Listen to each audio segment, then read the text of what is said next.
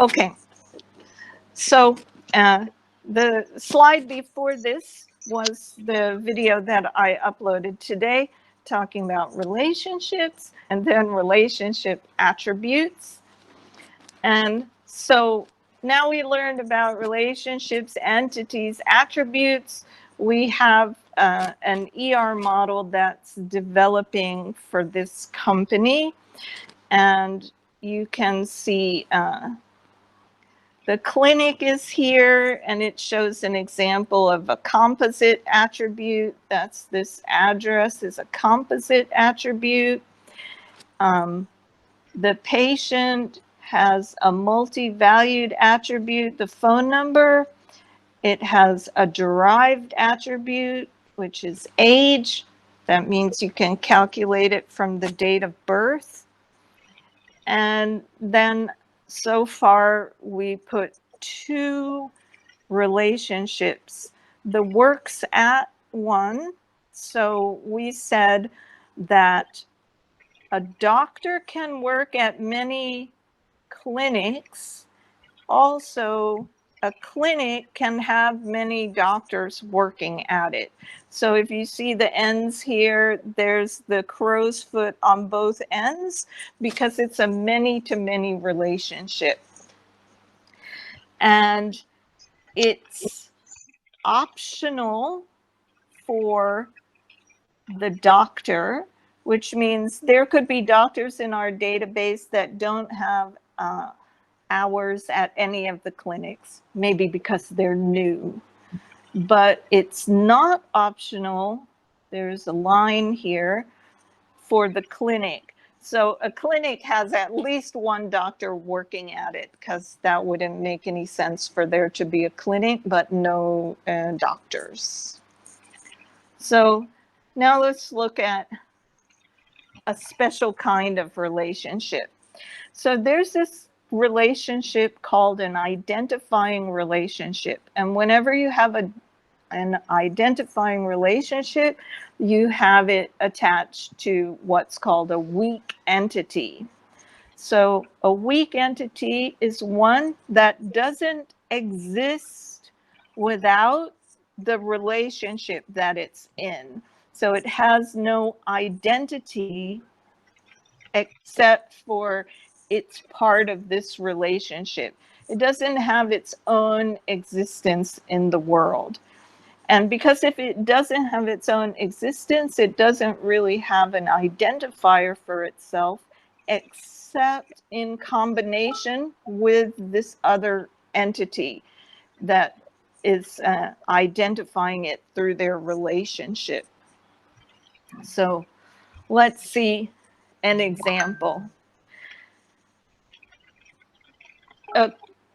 An easy example to understand is offices in blocks. So like my office is office number 417. But you know that office 417, it actually exists in block 7. It exists in block 7 extension. It exists in block 3, in block 8. There's lots of office 417. So 417 doesn't mean anything unless it's also attached to a block. So we can say that offices don't have their own unique identity unless we know what block they're in. And so when you draw this relationship, here's in the Chen style, the relationship has double line around it. And the entity that's weak, which is office in this case, also has a double line around it. And another thing that we always know about a weak entity is that its participation in the relationship is mandatory, because that's by definition. We said it can't exist without its relationship to the other entity. That means it must be in the relationship. So In Chen style, that mandatory is a double line. So we always have that double line. We always have this double line. And we always have the double line here. In the crow's foot notation, we still have double line here and here to show the identifying relationship and the weak entity. But in this one, the participation is shown differently. The mandatory participation of office is shown here on this side. So this tells us an instance of an office is associated with one and only one block. That means my office 417 is associated with just block 7E. And another person whose office is 417 in block 3, theirs is associated with only the block 3. There's another thing to notice about this diagram style is the block number is the unique identifier of block. And then office num has a dashed underline. See that?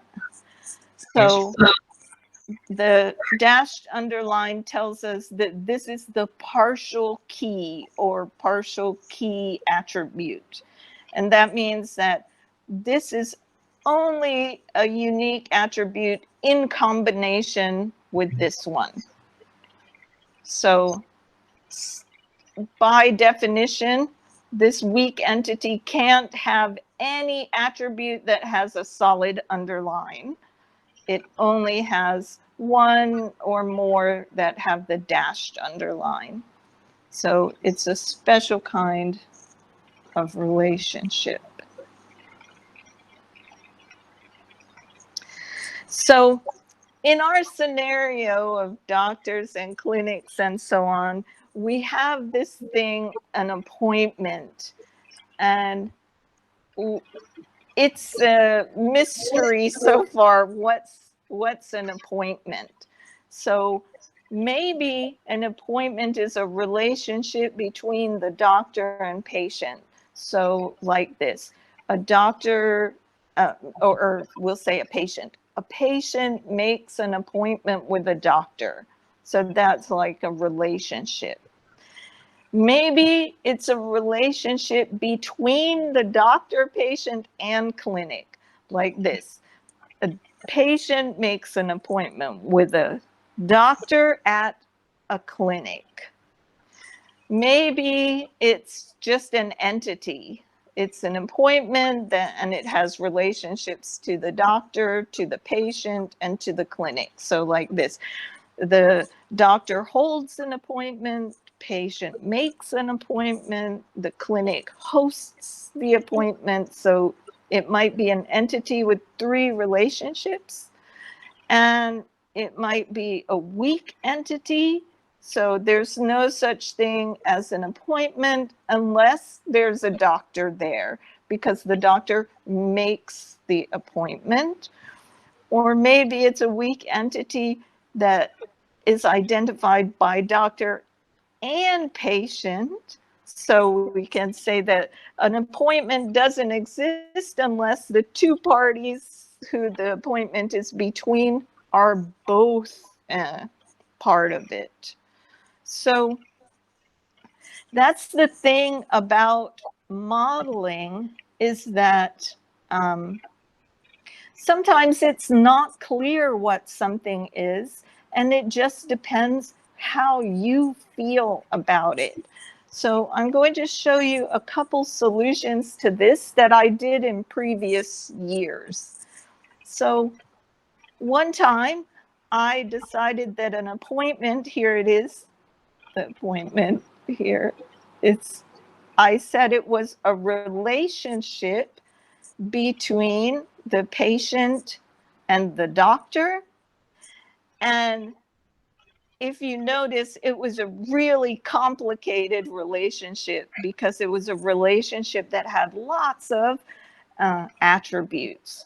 It had the date and time that the appointment happened, notes that the doctor wrote, diagnosis, temperature, weight, blood pressure, and so on.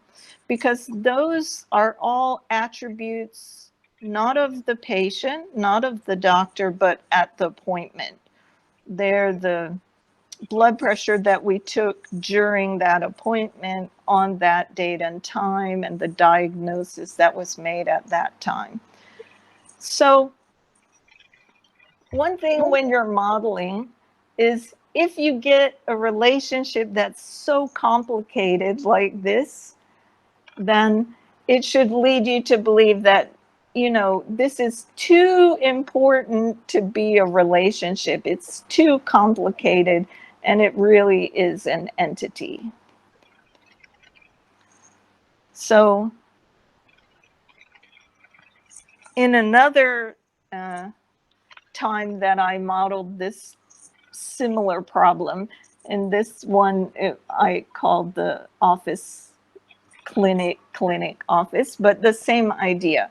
So in this one, I decided to model the appointment. Here it is. I modeled it as a weak entity, but a weak entity that's identified by two relationships. So being identified by two relationships tells you this.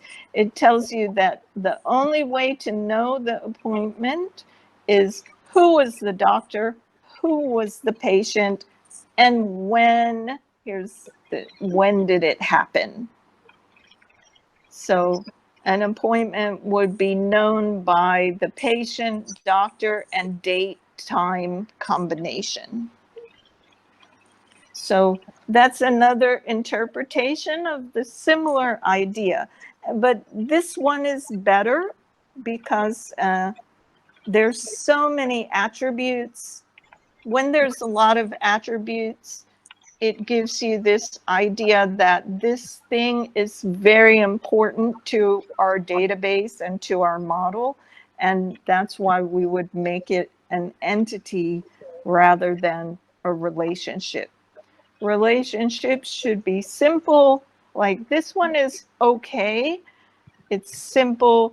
A doctor works at a clinic on some days. That's simple enough and can be a relationship. But this was too complicated.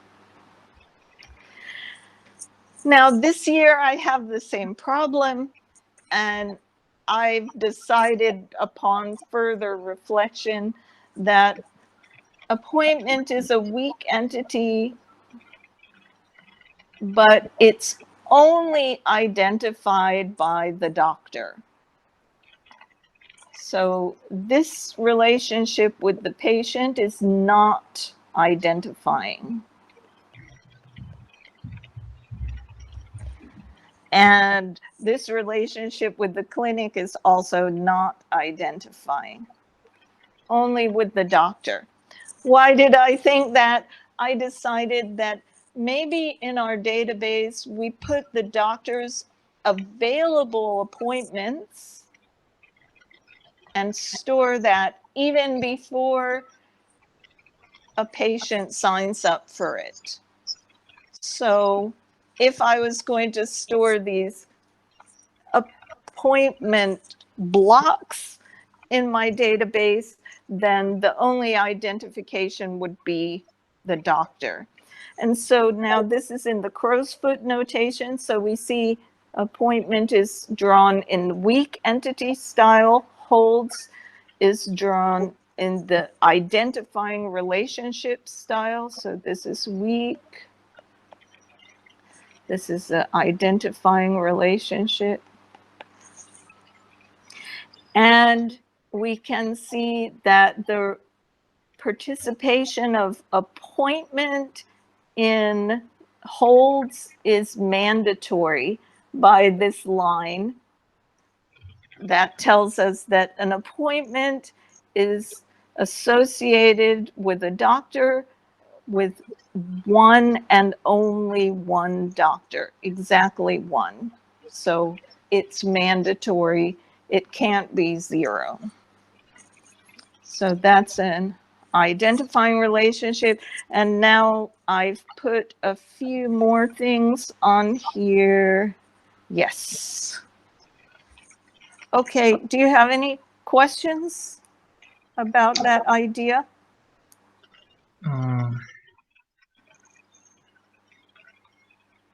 You said that there can only be one doctor for an appointment? Yes, that's an assumption of my scenarios that an appointment only involves one doctor. If our requirements told us that there could be more than one doctor at the same appointment, then we would model this differently. Okay. And I think in that case, it wouldn't be a weak entity. We would make it a full entity and give it its own ID. Mm-hmm.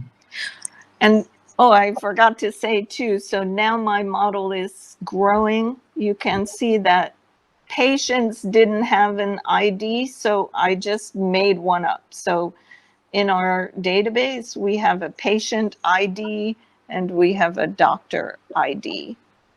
So maybe this, in Kazakhstan, you have IIN, and in America, we have the SSN. But if this was a universal system, then we can just use patient ID. And the same thing for doctor. It could be either of these, but we will just call it doctor ID.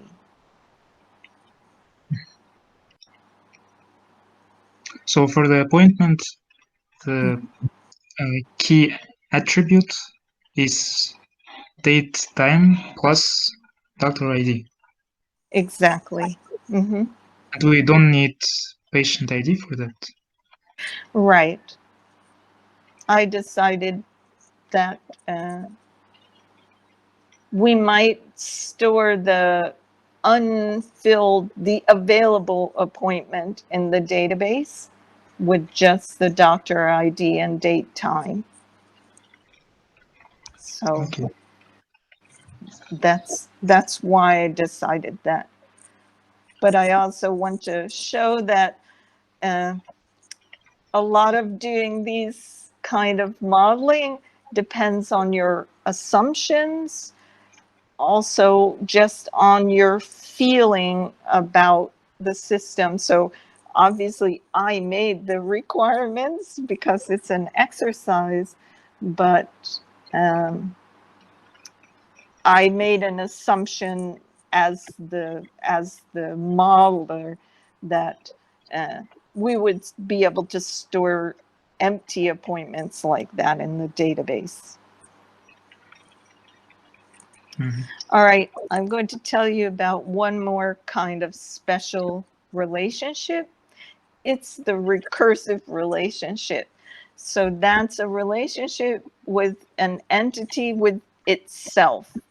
And of course, it's not the entity with itself, it's an instance of that entity type with another instance of the same entity type.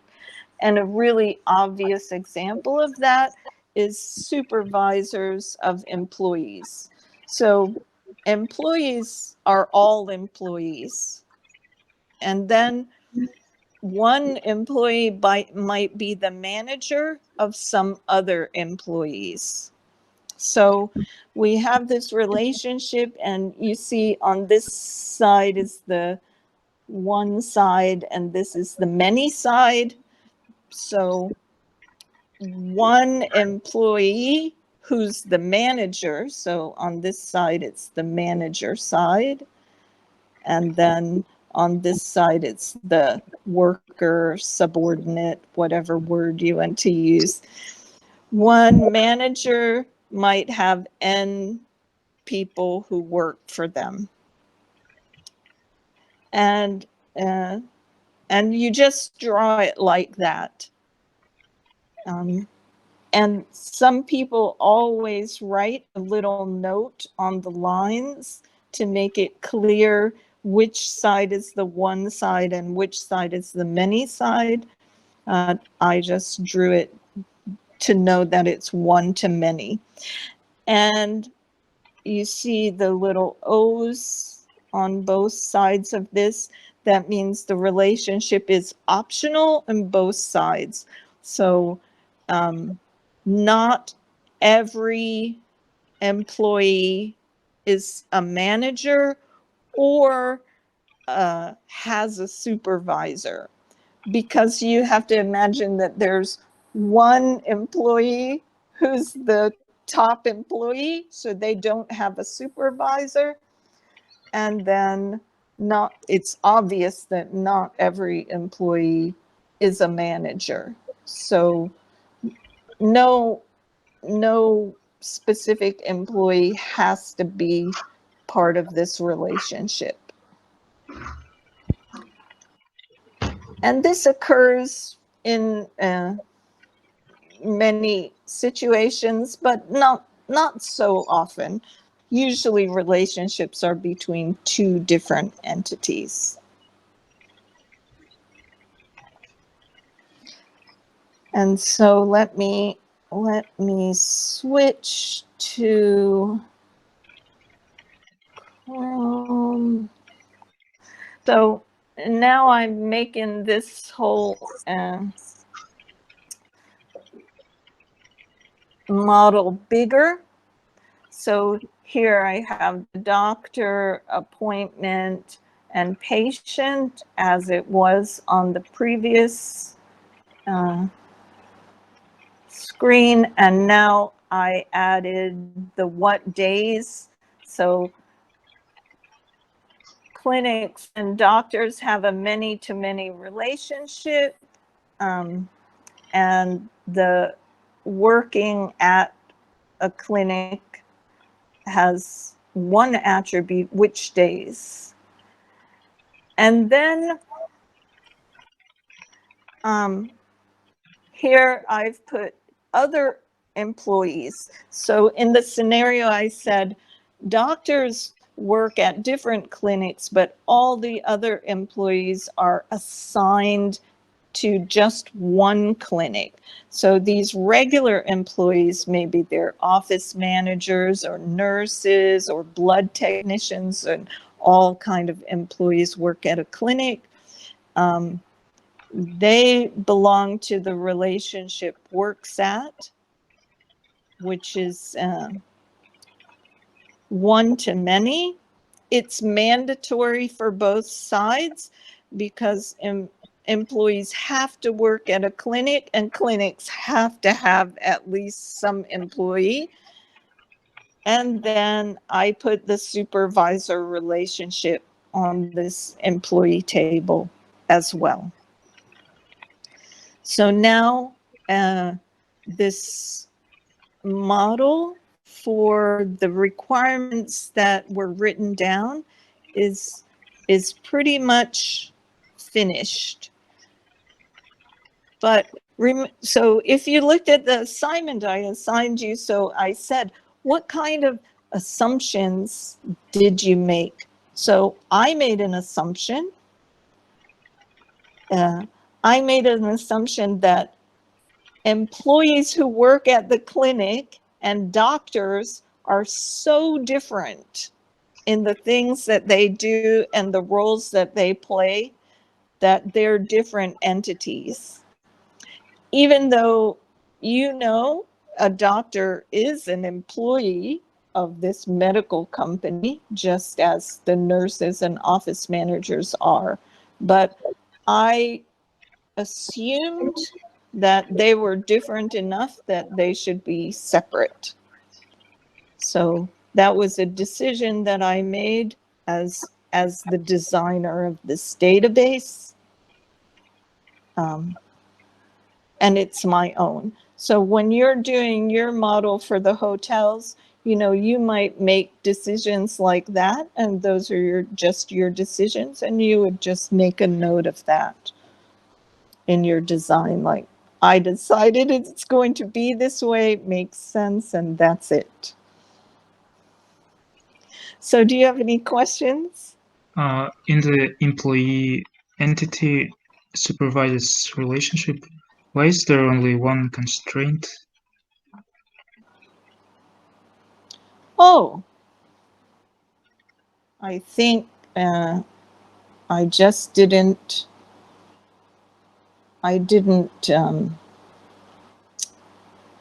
click the button.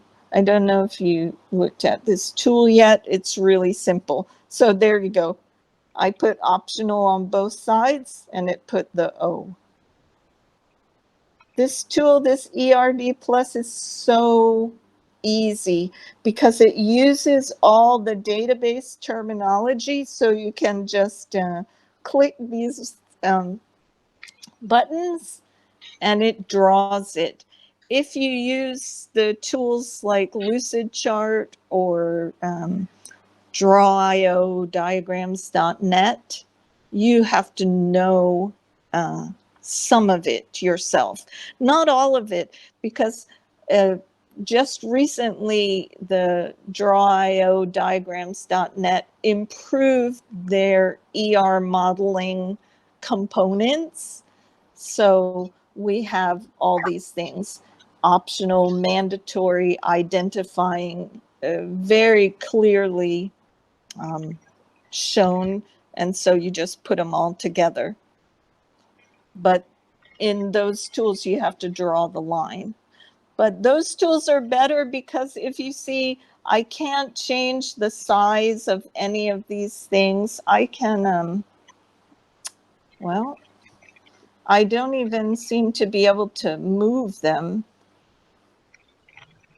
It's not,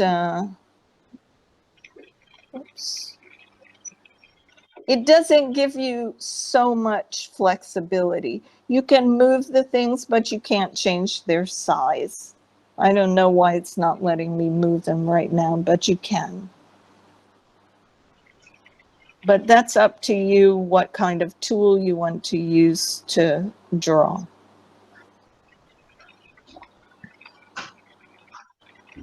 Okay. You have any other questions? Well, this diagram is called ERD diagram. But I saw that another diagram, it is also called ERD diagram, but it looks like UML. Well, because we can separate the diagram technique from the model. So ER modeling is a type of modeling that defines your problems as a set of entities and relationships with attributes, you know, entities and relationships. Then the technique you'd use to draw it is separate. So if it looks like UML, then it's also called ERD, right? Yes. It can, if it looks like UML and uses a lot of those drawing styles, but the components of it are entities and relationships, then it's still an entity relationship model. It's just using a different technique to show these different things. And what type of diagram should we use? I would prefer that you use one of these styles. If you want to use the UML model just for the entity, so I can't draw on this. Let me switch to the keynote. So the UML entity kind of looks like this. It will say employee, like a class, employee, and then the attributes are below it in a table.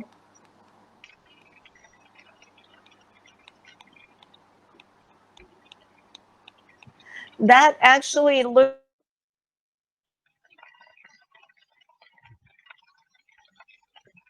looks much better than these little attributes attached to stalks that can look so crazy. You know, like in this one, you know, it just looks a little bit crazy, and it would look so much nicer if just a table with attributes.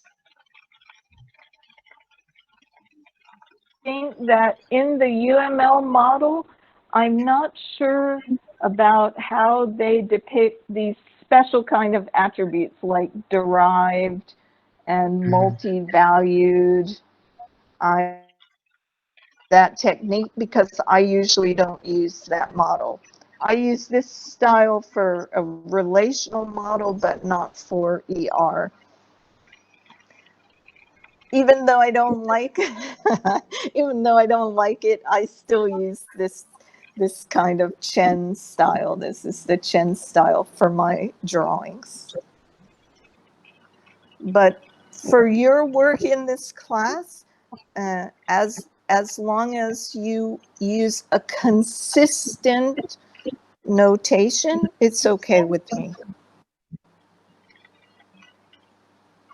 About notation, my question was, is there an easy way to not get confused when I see two different notations? Because no, that's the answer. Sorry, the answer is no, because some of them are quite different. Even these two types that I'm showing you, where Chen draws these here and crow's feet here, you notice that where the participation constraint is shown seems to be opposite in those two styles. And in fact, it is. So the participation of patient is shown over here in this crow's foot style, but if it was Chen style, then it would be shown here with a double line. So that is confusing. It makes me confused. Even when I was preparing this slides, I had to go back and think which one is on which side, and so the answer is no. And for UML style, I'm going to post you the videos of Professor Whittam, because her discussion of ER models is in the UML style. But I find the UML style for doing relationships so unlike the way I think of the models that I can't even remember it. Then that would be 3 techniques in my head, and I would become very confused. So I use UML for class diagrams and other ones, but not for ER. So yeah, that's the long answer to, is there a way not to be confused? No, you will be confused.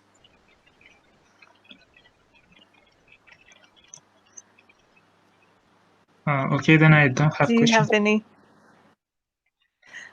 Okay.